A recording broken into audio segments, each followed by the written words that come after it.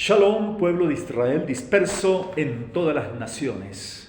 Continuamos desenmascarando la teología de reemplazo en la parte 11ª y la falsificación 14ª es que dicen que la misa o el sacramento de la Eucaristía es el mismo sacrificio de Cristo. La teología de reemplazo dice que por la consagración de un sacerdote católico en la misa, la hostia, que es una galleta fina y redonda con las iniciales IHS, y el vino que él consagra, dicen que se convierten en el verdadero cuerpo de Cristo y en la verdadera sangre de Cristo. El Concilio Vaticano I dijo que el que niegue esto, anatema sit, o sea, es condenado, se va al infierno. De esa manera es que esto es parecido al ritual pagano de comerse a su Dios. Siempre hay la tendencia, los etnólogos, arqueólogos han ido descubriendo en todo ello que había en rituales antiguos la tendencia del ser humano de divinizarse y ser como Dios, como pasó con nuestros padres Adán y Eva por insinuación de Hasatán. Y de esa manera, esto es lo que hacían ellos. Dicen que la misa es el máximo sufragio por los difuntos también. Toda misa es generalmente pagada y la gran mayoría es por algún difunto. ¿Y qué es un sufragio? Viene del latín suffragium, que primeramente es el derecho que tiene derecho político y constitucional toda persona a votar, o sea, elegir a alguien. Miren. En segundo lugar, también ellos aplican en la parte religiosa que es una obra buena, una ofrenda aplicada a las almas del purgatorio. De esa manera, cuando no hay quien va a pagar por esa misa, se dice siempre, a ver, por favor, levante la mano, quien tiene la intención, y después ya va a pagar en la sacristía al finalizando la misa. Todo esto se va haciendo, ¿no? Ahora, ¿de dónde viene todo esto, mi hermano, mi hermana? También los cristianos celebran la Santa Cena, que le llaman cristianos evangélicos. En la mayoría de las iglesias lo hacen con pan con levadura. Y puesto que en las Escrituras la levadura es símbolo del pecado, ¿están declarando que Yeshua, el Mesías, es pecador? Pero para ellos la Santa Cena en la práctica no es tan importante, al parecer, pues la mayoría de las iglesias la hacen en un día entre semana, no en su culto solemne de domingo que ellos celebran, ¿sí? Y puede ser semanal, mensual o eventualmente. Ahora, mi hermano amado, ¿cuál es la verdad de todo esto? Vamos a ver en las Escrituras. El Eterno establece primeramente un primer pacto con su pueblo de Israel, que lo creó a través de Abraham, Isaac y Jacob, al cual le puso el nombre de Israel. De esa manera, él le dijo que en su simiente de Abraham serían benditas todas las familias de la tierra, y esto lo confirmó con su hijo Isaac y lo reconfirmó con Jacob, Israel. Cuando el pueblo sale de Egipto, en el monte Sinaí estuvieron un buen tiempo, por ahí unos 2 años, y allá se hace el primer pacto, sellándolo con sangre de animales, sobre los mandamientos que fueron dados y que el pueblo decide obedecer y ser propiedad del Todopoderoso. Esa es la alianza, ese es el primer pacto que se hace en sobre tablas de piedra, con sangre de animales y con el pueblo de Israel. El Eterno hace ese primer pacto con el pueblo de Israel, esa alianza. Ahora los profetas van diciendo que se hará una nueva alianza, un nuevo pacto o una renovación del pacto, ¿ya?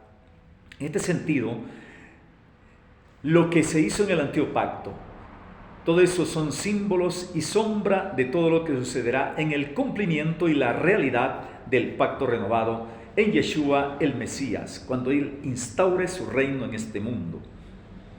Así, La Pascua, la Pesaj del Éxodo se realizó aquel tiempo. Es importante, tiene que ver mucho la Pascua, la primera fiesta bíblica que el Señor ordenó en Éxodo capítulo 12, 13.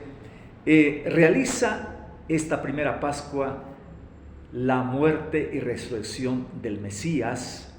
Cuando Yeshua vino, Él cumplió todo esto.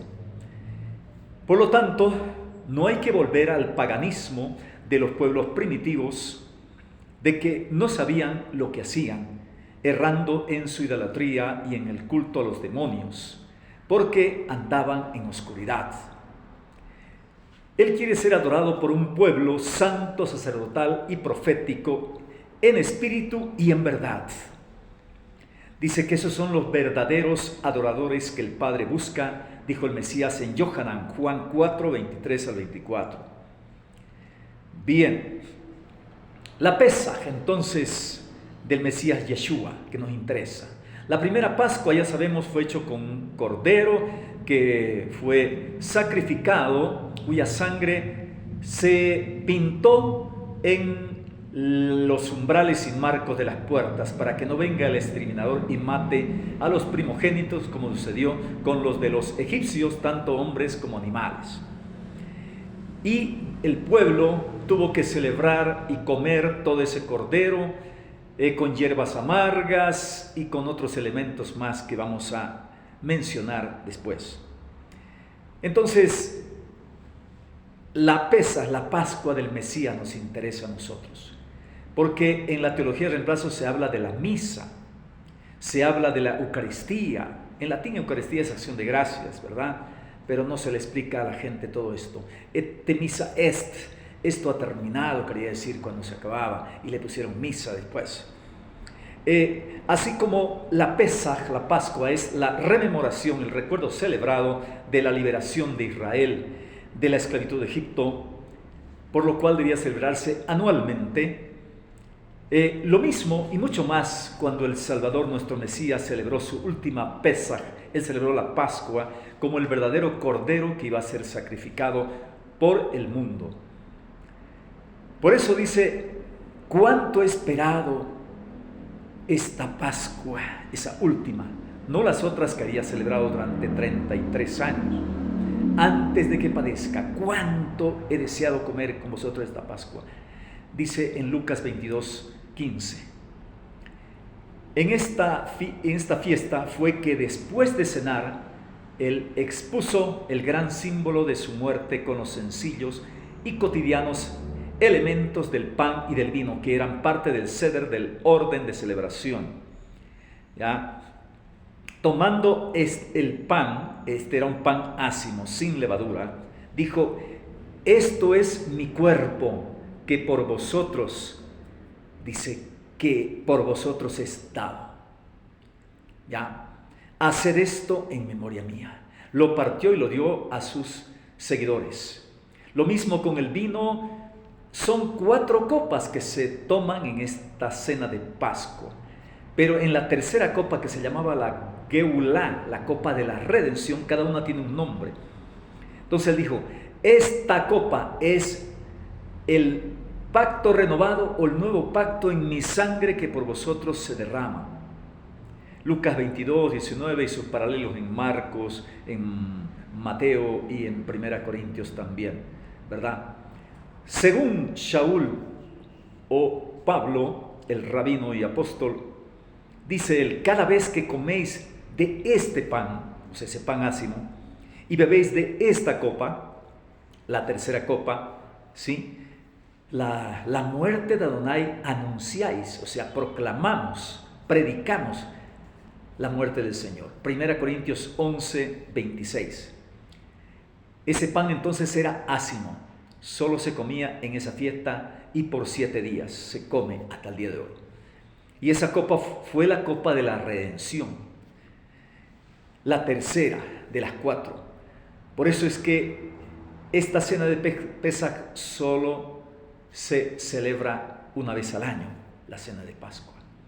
Ahora, ¿cuál es el significado de esta cena? Estudiando los relatos de este acontecimiento, tomando el simbolismo de la fiesta de Pesaj, Pascua. Pesaj es el pasar del ángel que pasó por encima y no dañó, no mató a los primogénitos de los israelitas, tanto hombres como animales. ¿Ya? Entonces, vamos a ver qué podemos hablar acerca del significado profundo de esto, y no simplemente una misa. Es un acto conmemorativo, en primer lugar. La Pesaj del Mesías, dice el apóstol Pablo, Yeshua el Mesías es nuestra Pesaj, nuestra Pascua. Conmemora el evento de su muerte hasta que Él venga, dice. Hasta que Él venga por segunda vez. Conociendo la fragilidad de la mente humana, Él ordenó una acción reiterativa de gran importancia para que los suyos recuerden siempre la salvación otorgada por Él con su muerte. La nueva Pesaj del Cordero de Elohim que quita el pecado del mundo. Por ello, cuando celebramos esta cena del Mesías o Pesaj del Mesías, debemos ubicarnos en este gran significado, toda esa profundidad de la muerte del Mesías, de Él para el perdón de todos los pecados de la humanidad, como está en Mateo 26, 28. La gran victoria sobre la muerte, como decía ya en las profecías de Isaías, ¿dónde está, oh muerte, tu victoria? Y lo repite en 1 Corintios, por ahí el capítulo 15. Y Él dijo, haced esto todas las veces que la bebiereis en memoria mía. ¿Sí? 1 Corintios 11, 25. Entonces, primero un acto conmemorativo de lo que el Mesías hizo por nosotros, de la gran salvación. Esa copa es símbolo de su sangre que Él derramó por nuestra redención. Ese pan es símbolo de su cuerpo que fue entregado por nosotros a la muerte, a los azotes, a las burlas, a los látigos y a la crucifixión por nosotros. Él pagó, fue el cordero expiatorio. Segundo significado, símbolo del gran banquete definitivo del reino de Elohim. Hay una copa más que se suele poner, y esa copa Él no la tomó. Él dijo, no la beberé sino en el reino, sí, cuando venga en mi reino. El Salvador, a la vez que hacía realidad el significado de Pesaj judía con sus elementos básicos, el cordero, los panes, las copas de vino, las hierbas amargas, el jaroset y otros elementos más, es una mermelada que se hace de manzanas y otros más, añadió un nuevo concepto con su Pesaj personal. En el relato de Lucas leemos, porque os digo, dice, que no la beberé, no la comeré más hasta que se cumpla en el reino de Elohim. Lucas 22, 16. Y Mateo añade, desde ahora no beberé más del fruto de la vid hasta el día en que lo beba nuevo con vosotros en el reino de Elohim. Capítulo 26, 29. Este banquete futuro en el reino está anunciado por los profetas en el antiguo pacto. Por ejemplo, Isaías 25, 6 dice, Adonai de los ejércitos hará en este monte y a todos los pueblos banquete de manjares suculentos, banquete de vinos refinados, de gruesos tuétanos y de vinos purificados. Alguien le preguntó al Salvador, bendito o dichoso el que coma pan en el reino de Elohim. Y él le contestó con la parábola de la cena de bodas que un padre de familia preparó, o sea, el padre de Yeshua el Mesías, e invitó a muchos los cuales se excusaron a ese banquete y mandó recoger a los pobres, minusválidos, y la casa se llenó, dice, ¿no? Mateo añade que era una fiesta de bodas para su hijo, el hijo de Elohim, que todos debían entrar debidamente vestidos también. ¿Con quién es esa boda del hijo de Elohim? El apóstol Yohanan en Revelación vio que cuando el Salvador había triunfado como Rey de Reyes, una gran multitud cantaba cánticos de triunfo, de gozo. Los 24 ancianos se postran ante el Rey de Reyes y la voz de la multitud que dice, gocémonos y alegrémonos y démosle gloria porque han llegado las bodas del Cordero y su esposa se ha preparado. Será una boda con una esposa. y a ella se le ha concedido que se vista de lino fino, limpio y resplandeciente, porque el lino fino es las acciones justas de los santos. Los santos no son los de yeso, no, son las personas que han sido transformadas por el Mesías. Apocalipsis 19, 1 al 8 habla de esto. Y el ángel le dijo que escriba: felices los que son llamados a la cena de bodas del Cordero. Esta boda es con la congregación israelita mesiánica del Mesías. ¿Ya? Pronto se realizará. Gocémonos.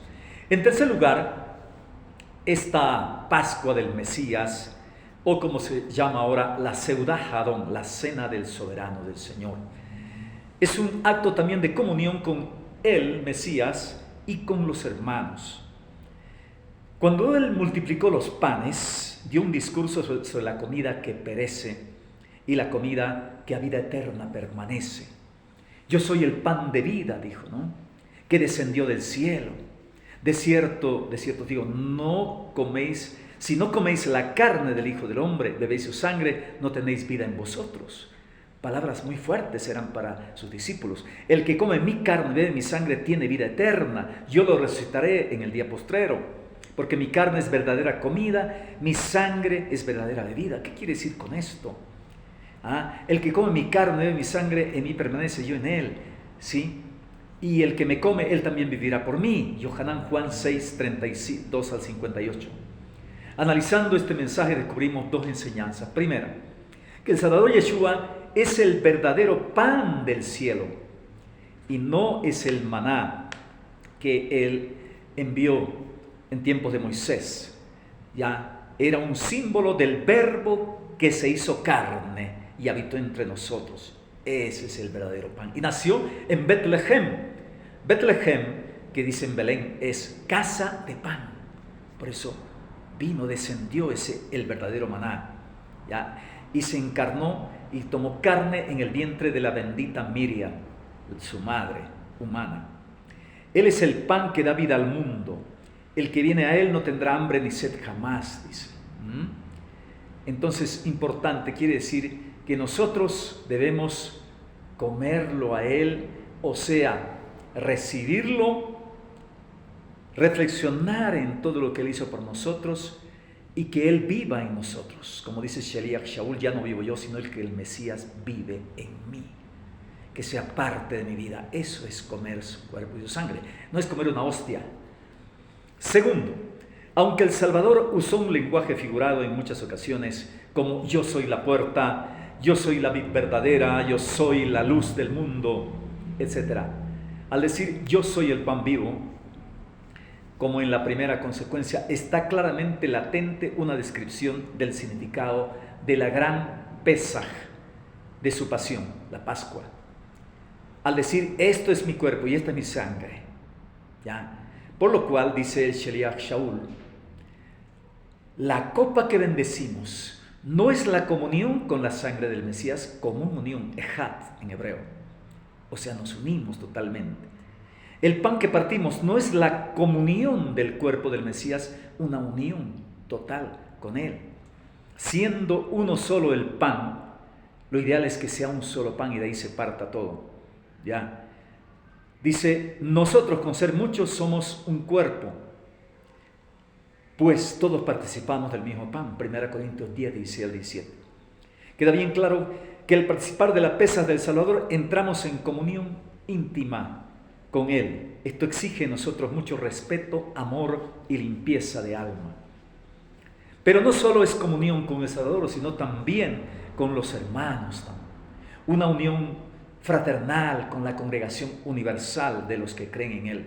Por lo cual dice Shaul, siendo uno solo el pan que se parte y partió el Salvador, nosotros con ser muchos somos un solo cuerpo, pues todos participamos de aquel mismo pan.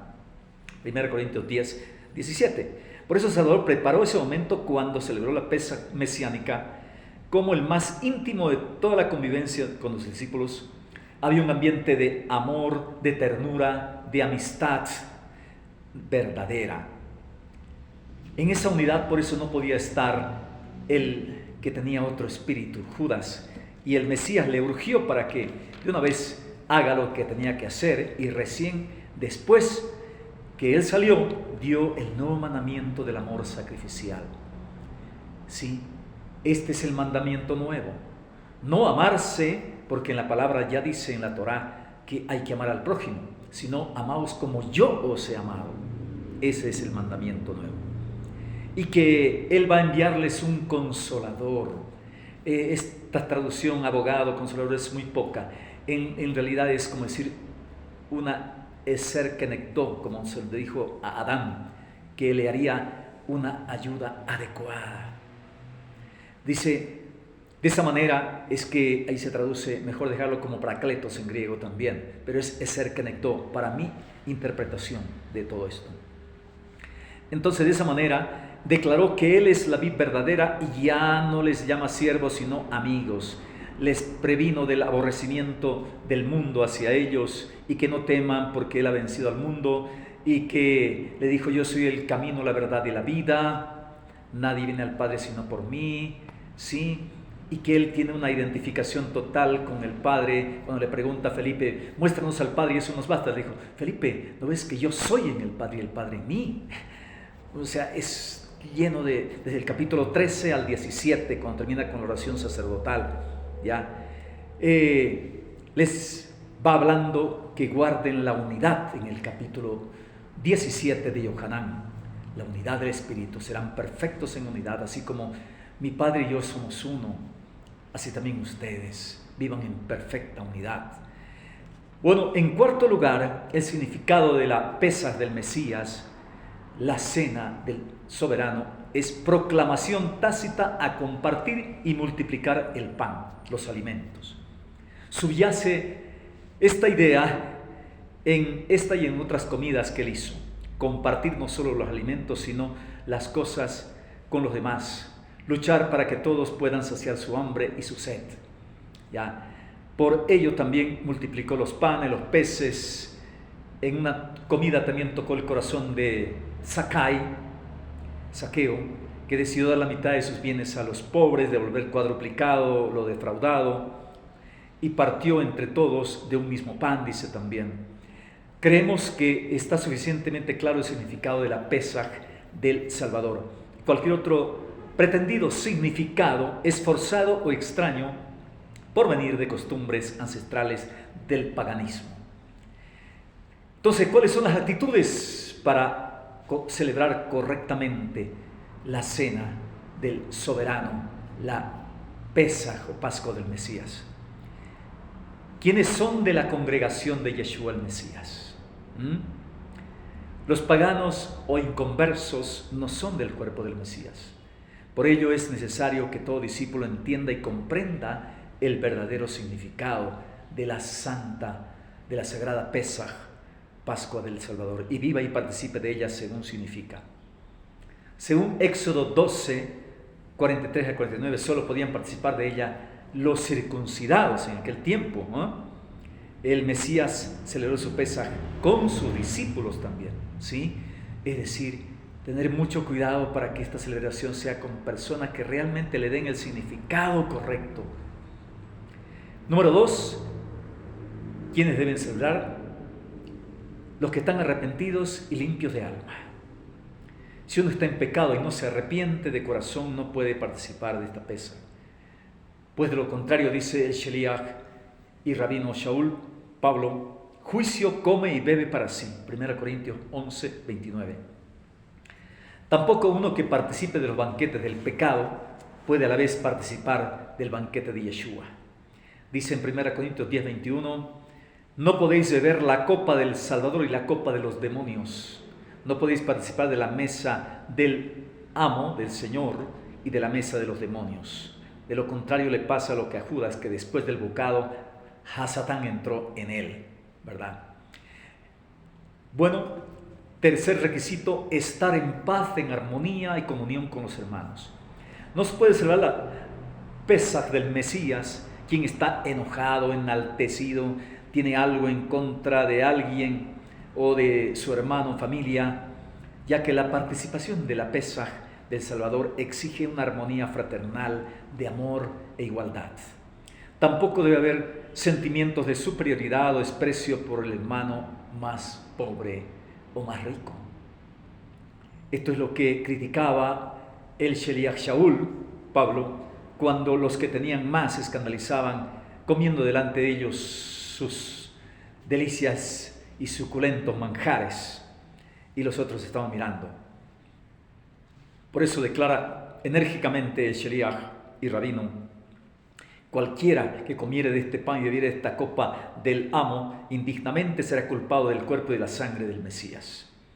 Por tanto, pruébese cada uno a sí mismo y coma así del pan y beba de la copa, porque el que come y bebe indignamente sin discernir el cuerpo del Salvador, juicio come y bebe para sí.